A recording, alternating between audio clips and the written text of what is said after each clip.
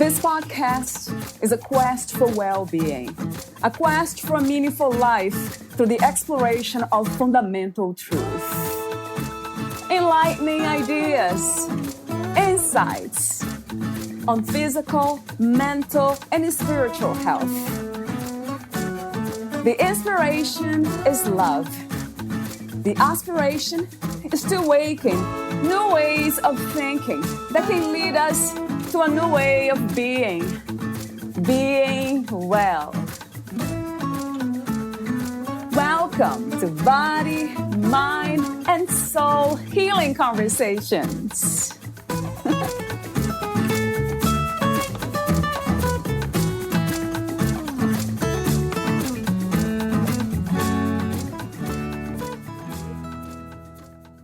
Joy, it's your choice, every day. Does life leave you feeling hopeless and joyless? Are your intentions out of alignment with your actions? What choices do you make in life to discover your joy?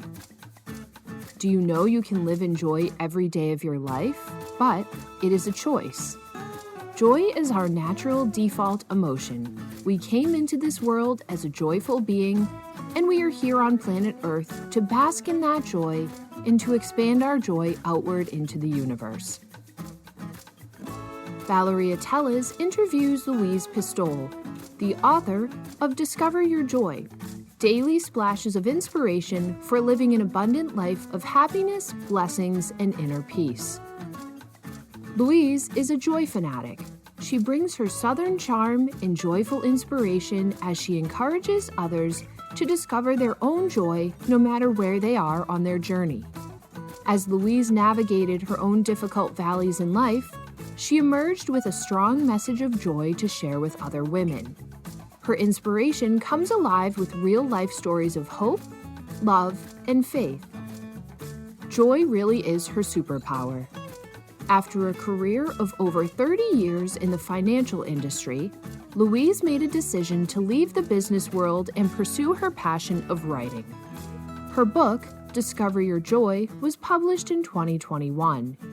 She shares her personal stories of love, laughter, holidays, kids, and grandkids, along with all the good and not so good that life has to offer. With her writing, coaching, and speaking, Louise offers encouragement and inspiration to women worldwide. Using both practical wisdom and biblical truths, she guides others to seek what they are missing in life and to become the best version of themselves. Louise spends many hours in her flower gardens. Here she finds the tranquil peace and serenity to fill her soul. Among all the plants and paths, there are numerous seating areas to give her places to ponder and write. It's no surprise that she uses flower images throughout her writing and on her website. After 45 years apart, she recently reconnected with her high school sweetheart. They married on the beach and found their joy in a vacation home at the coast. Their love story was printed in the April 2019 issue of Sassy magazine. Her life has come full circle, and she is grateful every day. Meet Louise at louisepistole.com. Here is the interview with Louise Pistole.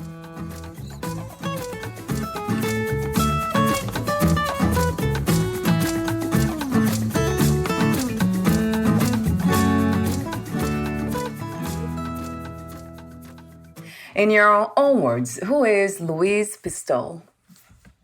Hey, everybody. Thanks for having me today. I'm excited to be here. I'm actually a native of North Carolina, and I grew up in the big city life. My career was in the financial industry, and I retired 3 years ago. And at that point, I had the opportunity to take the time to write a book that was on a topic very close to my heart, which is about joy. And it was about that same time that I married my high school sweetheart, and we have a place at the coast, and my favorite thing to do is to be at the coast, spend time with my sweetie, and to look at the beautiful ocean and use that inspiration to write more about joy and motivational topics. So, talk to me for a moment about gratitude, Louise. Is that a practice, an understanding, a realization, a state of being? What is gratitude? Well, gratitude in itself, in a nutshell, gratitude is being thankful for everything in your life, everything that you have, everything that you want to have, every person, every little thing. And the more time you can spend in gratitude, the more blessings it actually brings to your life. And gratitude is not a hard practice. It's a habit that we get into, and that is every day just being thankful, just saying thank you, and naming 2 or 3 or 10 things that you're thankful for. You can get real deep into it with writing in journals and things like that, and we can talk more about that. But the most important thing is just to know that you are thankful for the blessings that you have received. Would you call that a practice? Or it becomes a habit at some point, a way of living, of being? Well, a lot of people do call it a gratitude practice. That's probably a very familiar term to a lot of people. I do think that it has to become a habit first. And as that habit grows within your daily life, it does become a lifestyle choice. It becomes something that you choose to do because you see the benefits on a regular basis. I love the idea of being reminded of this state of being, of the practice of gratitude. And you just did that today. You reminded me, although it's something that it's always on the background. I'm always grateful to be alive first, to be in a human body. It's already fulfillment to me. So it's already a beautiful thing. Another question I have about gratitude is, how do we find something to be grateful for? Yes, and I tell you, with what we have been through these last couple of years with being quarantined and locked down and a lot of other things, we've all been through challenging times. And what we have to do is just look for moments of joy in your day. I mean, every day there is something to be grateful for. And just what you said, grateful to be alive, grateful that you woke up this morning, grateful that you have eyes to see and ears to hear. I mean, and if you can find one thing that you are truly grateful for, that you can hold on to during those challenging times. And my personal example is my grandchildren, and they bring so much joy to my life, and I am so grateful for them. And those days when life is throwing curveballs, if in my mind I can sit and breathe and close my eyes just for a few moments and remember the good times with the grands, it will restore my gratitude. It will restore joy to my life. So look for moments of joy, just moments. It doesn't have to be a whole day that you're grateful for. Is there a moment there that you can be grateful for, that you can hold on to? Yes, so true. And even if it comes in the form of memories, that's also another beautiful way of accessing gratitude. I absolutely agree. You just mentioned joy. So talk to me about the connection between gratitude and joy, and also the difference between joy and happiness. Okay, wow, those are 2 great questions. I mean, Gratitude is our pathway to joy. It is the easiest path to get you to living in a joyful state. Gratitude can lower our stress levels. It can make us happier. There's so many health benefits to using gratitude on a regular basis. And one of those is that it will lead you down the path to leading a joyful life. Now, happiness and joy, even though a lot of people use those terms interchangeably, happiness is known to be something in the moment that delights you, such as, I'm going to say, an ice cream cone. Yeah. It's something you're happy to have this. It's delicious. It tastes good. You're enjoying the moment of eating this ice cream cone, but it's gone. And then whatever was going on in your life is right back in your face.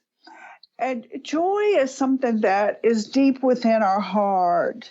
And it is something that it's always there, even during the bad times. Even if we're not happy, we can still be joyful.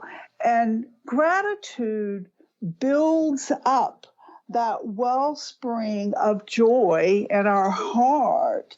I mean, just imagine a bucket that as you fill this bucket up with gratitude, then when you are experiencing overwhelm, sad, worry, these emotions, you're drawing on this bucket that you already have full, but you're continuing with your gratitude, so you continue to replenish your bucket. And this bucket of joy lives in your heart all the time. Yes, a billion times to that. Yes. How did you find this kind of understanding, Louise, about life and how to live it in such a beautiful way? What was the inspiration to find the power of gratitude? It actually came to me 12 years ago. And I had always been what I'm going to say a positive person, but I was working a very stressful job, working long hours. I was single. I'd been by myself for a very long time, and I was very unhappy about my situation. And one Sunday morning at church, my minister spoke about the verse, "Be joyful always." And he cautioned us to watch for joy stealers, the people in our lives that try to bring about negativity, or everything they do is wrong or bad, or the people that just are not positive influences in our life. For whatever reason, I mean, it was just the right time and place for me to hear that message. And I came home and I started reading about joy and studying joy and journaling about joy. And it just grew from there. And then 2 years ago, I knew I had enough material that I was ready to share my joy through the written word with everyone. Seems like it takes us being open, right, Louise? Like being open to hear the message, because sometimes we hear so many things, but we don't adapt those beautiful ideas into our lives. We don't integrate them. So like you said, that's an interesting observation, that we need to be ready in a way to hear certain messages. I think you're right. And another question I have for you is about inner peace. Do you connect inner peace to gratitude and joy, or inner peace is a different component element of being? No, I absolutely do connect it. And in fact, in my book, there is a whole month that I write about inner peace. And I do believe that gratitude, joy, and inner peace, and the other component there is faith, that all of those come together to help us lead that life, lead our best life, the life that we desire. And you mentioned faith. I use the word trust. For some reason, the word trust kind of resonates more for some reason. So when you speak of faith, is that connected to religious beliefs or spirituality? I would say it's connected to whatever it is that a person believes in. And if you believe in a higher being, then yes, if your trust is in another form, then that's okay too.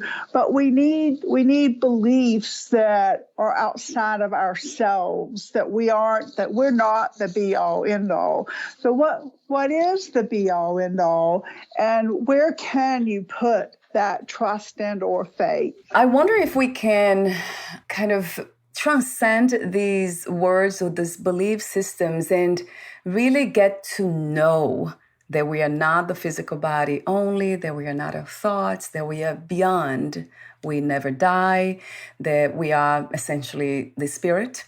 Or I know so many people use different words, but that's the word that came to me now.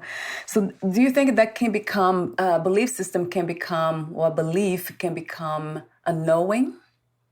Yes, I do. And I do believe in our spirit, and that even after our physical body has passed, that we live on as a spirit, and that we're reunited with those who have gone before us. And different people have different beliefs about all that. And it goes back to the same thing I said about faith.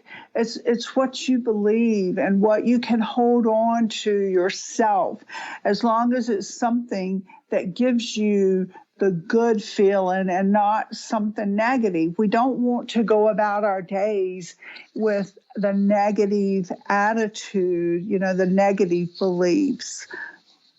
So true. It doesn't serve us, but it's for some reason, some people, they get stuck on that loop and they don't know what to do. It's really a place of not really knowing how to get out of that space.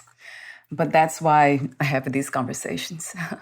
So we become more aware that there are options, that we can get out of that loop of negativity. What do you think is the purpose of the human experience? The purpose of the human experience? Yeah. Is it? Yeah. Okay. Wow.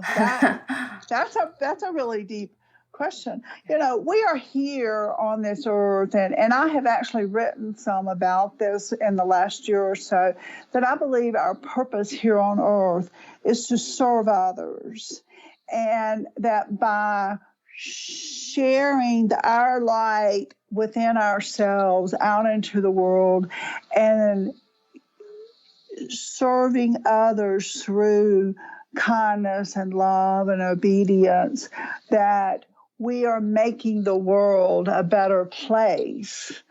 We are here for communication with others, for love, for relationships with others.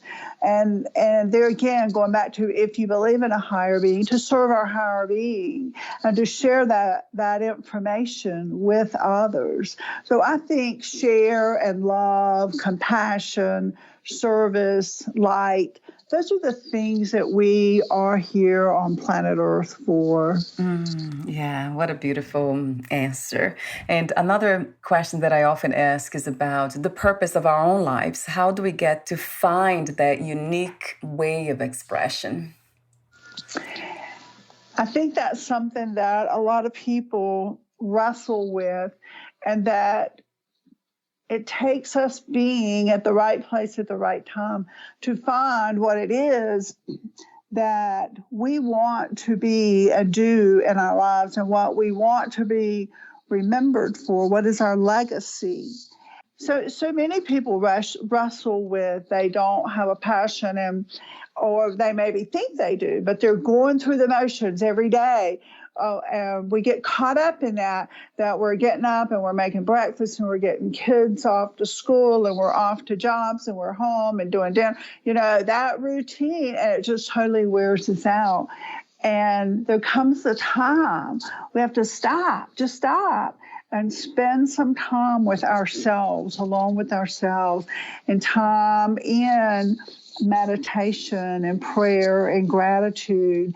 And we will find our purpose and our passion if we allow ourselves the time and the open heart to receive that.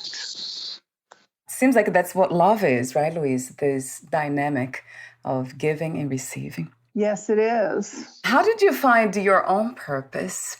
I think I was alone for 21 years in between two marriages. And that did give me a lot of time to think and write. That whole time I was writing in journals. And in the beginning, it was a lot of gratitude, but I wasn't necessarily happy within myself. I wasn't joyful. I was also going through those motions. But as I heard this message, and I not only just heard the message from my minister, I acted on it. And I started writing in my journals through a different mindset, and also reading and studying more. And that opened up to me the realization that I was joyful, I wanted to be joyful, and I wanted to share my joy with others. What a beautiful purpose to have. Thank you.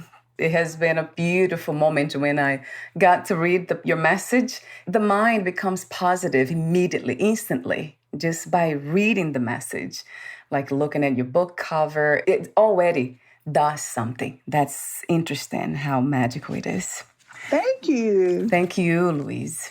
So you wrote the book, Discover Your Joy, Daily Splashes of Inspiration for Living an Abundant Life of Happiness, Blessings, and Inner Peace.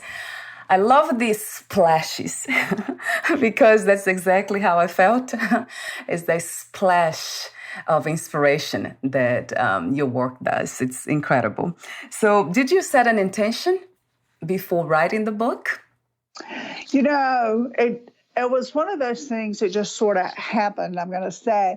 I have been writing all these journals all these years, and I felt like I had a lot of stories, inspirational stories that I could share in a book. And I just kind of jumped in gung-ho, so to speak, and started writing.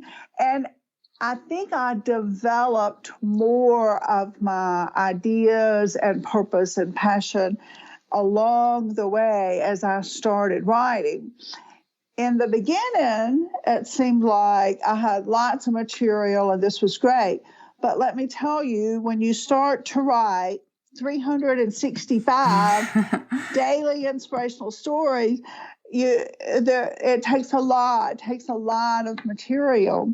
But I had a great editor, and she kept encouraging me along the way, and it did turn out great. And I have been blessed. That has been well received. Yeah, it's a beautiful work. Thank you again.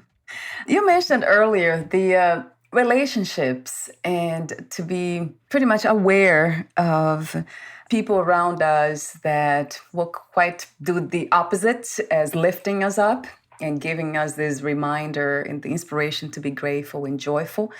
So talk to me for a moment about that relationship between being joyful and the people around us. And how do we learn to create boundaries and say no? My best friend is probably one of the most joyful people that I am associated with. And maybe that's why we've been best friends for 40 plus years. But she is the person that is always encouraging me. She's the person that always finds the positive in every situation. And these are the tribe of people that we need to associate ourselves with, people that will lift us up and build us up. on the opposite end of that spectrum, for an example, I had a friend that I worked with, and it was a guy. He was the most negative person you could meet. It didn't matter what you said. It was wrong. Every day he felt bad. He didn't want to get help. And he just, anything that you offered, he just cut it off. Well, this became a relationship that, just what you said, I had to set the boundary and say, I really can no longer be associated with this person, because if we are around those negative people, it pulls our own energy down into that space. And we need to be with the people that lift us up, that share good energy for us and keeps our energy high. It's so true. It seems like it's easier to identify that, to become more aware of that and do something about it when these people are outside of our family. But then when it comes to our family members, that is a tough one. What is your suggestion for people around us, really close to us, who are very negative? Well, I've had a couple of situations where I encountered some of that, and one of the most recent ones that I think of right now, it was a situation where somebody started something negative and everybody else started throwing in their stories, and this conversation was going from bad to worse. Right. Yes. Yes. Wow. And kind of out of the blue, I threw in some totally unrelated, funny comment that then took us off track from this negative conversation to a more positive, humorous one. So if you have the opportunity to, rather than argue with the person, rather than really even offer them any advice, change the subject. Just try to keep things light, and maybe put as much distance as you can, with whoever this is. I am fortunate that my family does get along well, and they are a lot of positive people, but even those of us that are the most positive, we have our days, and we need to be reminded to be positive, and hopefully just maybe changing the topic is one of the easiest things you could do. Yeah, I like the suggestion because, that is so true. Sometimes we want to be nice to others and listen to them regardless, and then give them the space to just share whatever they have in their minds, but it's not always a good idea when it's negative. I agree. I have a quote here. You say, joy is our natural default emotion. We came into this world as a joyful being. You said more than that. I love this statement because it's so true. And I wonder what happened or what happens to us from that state, to go from that state of joy to states of fear, depression, anxiety, negativity. Do you have some ideas, Louise?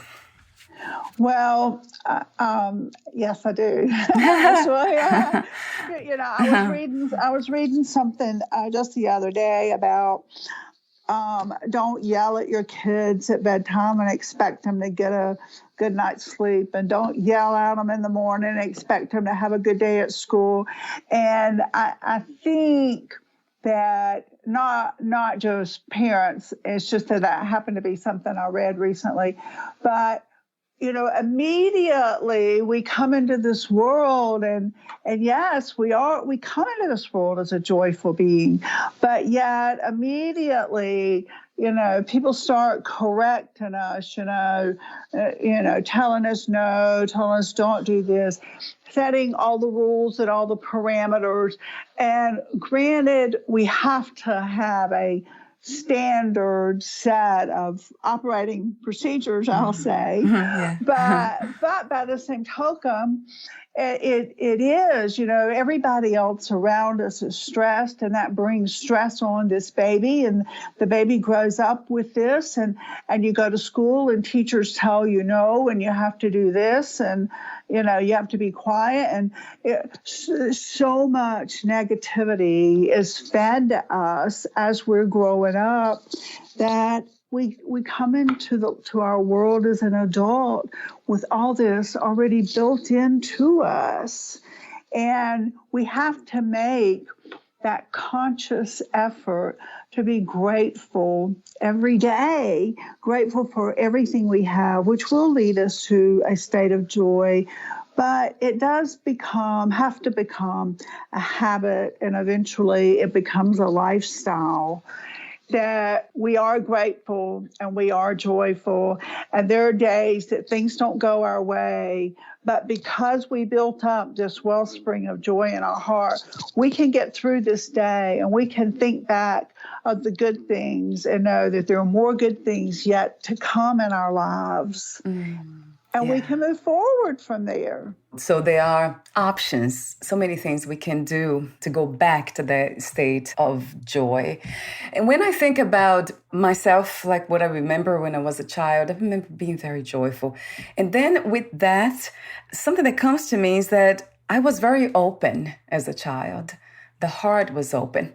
I wonder if there's a relationship between joy and being open to life, open-hearted, open-minded. I do think there is, absolutely. If you close your heart and you're just basically, I'll say, stone cold and just not letting any kind of emotions in or out, then there's no place for joy to reside. Your heart has to be open to receive the joy and then give the joy back out to others. Yes, Louise, yes, a billion times to that. And I see why we as children, we are so open that we take in all the information and everything that comes in, all the feelings. And then it seems like we don't have the tools to process those informations, and then we ended up stuck with them. That might be one of the reasons why we become less joyful too. So that's interesting, being open, and it has the two sides, right? I think as an adult, we can deal better, process better, everything. But as a child, it's almost like inevitable to absorb everything. Yes, it is. And as a child, once we hear negative comments, we hold on to that, and then we're afraid to open up, and we're afraid we're going to do something wrong or say something wrong, and this is where we go into ourselves and just shut the door to our heart and not let anything else in. That was exactly my case. Yeah, I remember being very joyful, and then I think I heard a comment from somebody, probably my mother, somebody in the family, that I was talking too much or something negative. And that was the end, pretty much. Right. And it's funny how it takes so many years for us to kind of clear that, process those things and open up again. In my case, it took almost 37 years. Oh, my. I know. So we're almost at the end, but I do want to talk with you about the practices, some empowering and powerful gratitude practices. What are the ones that you suggest? I know in the book you have many of them: yoga, meditation, journaling, affirmations, reading books, nature. Yes, all of those things are key to having an effective gratitude practice and leading you to your joyful life. Probably the number one thing for gratitude is a gratitude journal and a place to write. Every day you write down just 3 things that you're grateful for.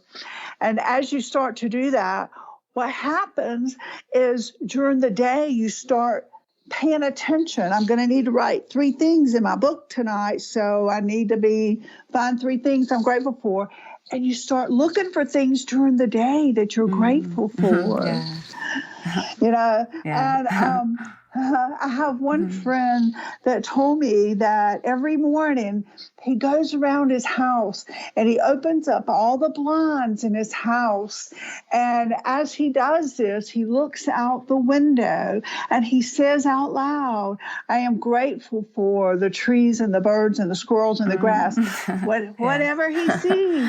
And so not only is he practicing gratitude, but saying it out loud just enforces it that little bit more. You mentioned nature, and that is something that I do talk a lot about because I love being outside. And I do believe that being outside gives us the opportunity to see all the things that we are blessed with. I mean, the trees that provide us shade and the grass and just everything around us, our neighbors, the sunrise, the sunset. So I do believe being outside is a great place to express gratitude. One other thing you mentioned, yoga and meditation.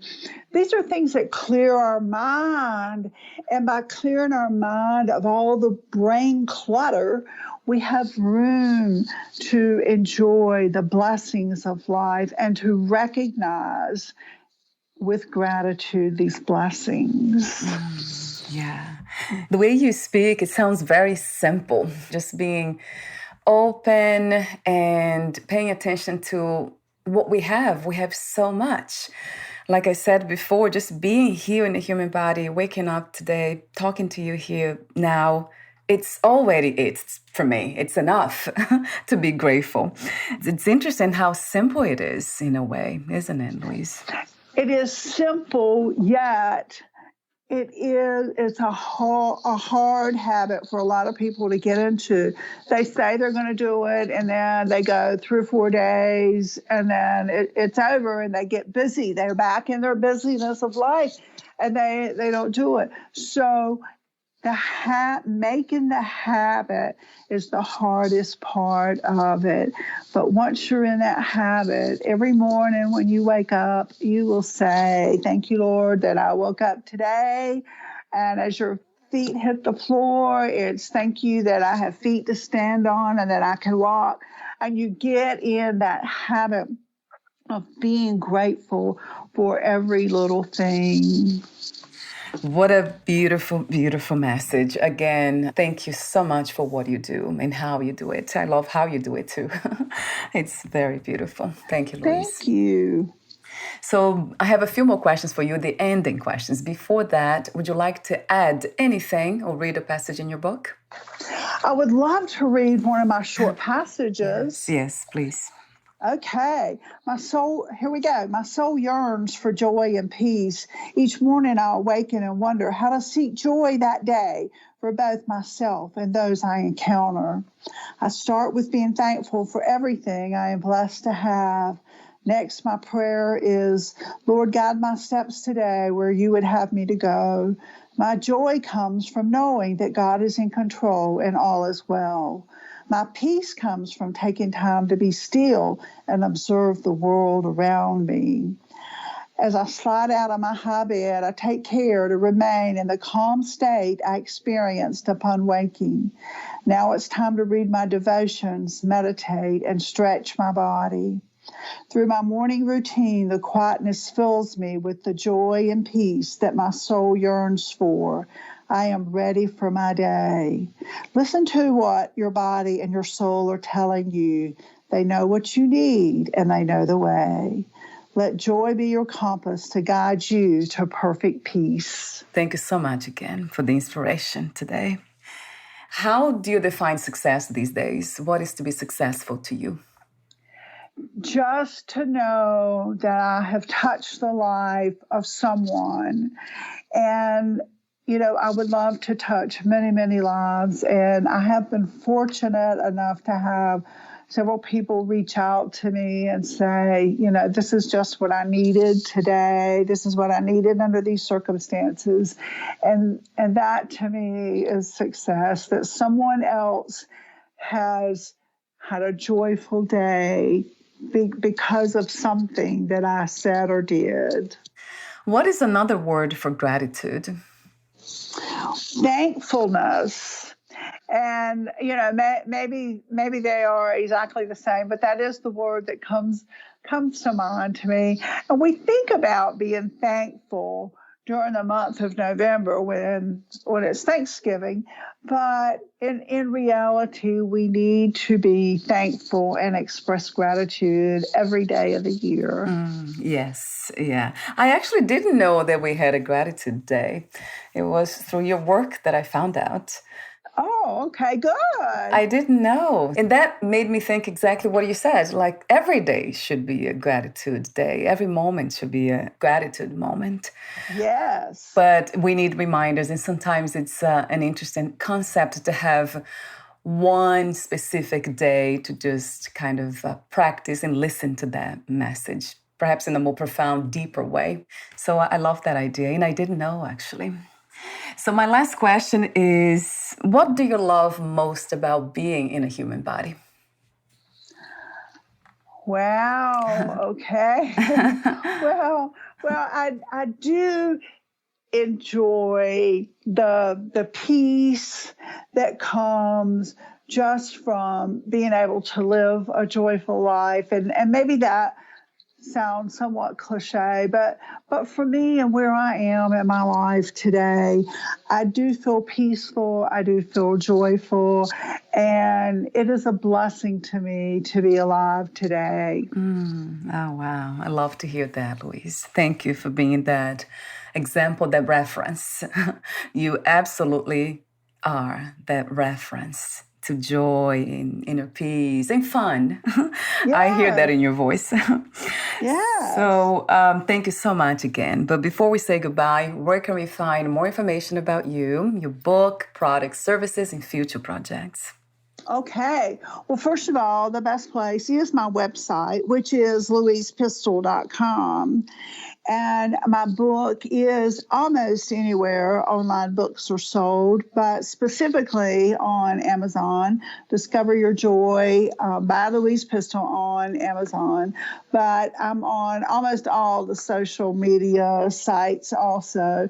So you shouldn't have trouble finding me at all. Wonderful. And I'll have the link on your podcast profile too. Thank you so much again, Louise, for your presence today. And we'll talk soon. Okay, thank you. Bye now. Bye for now.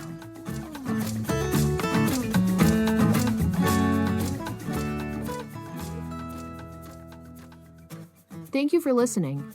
To learn more about Louise Pistole and her work, please visit louisepistole.com.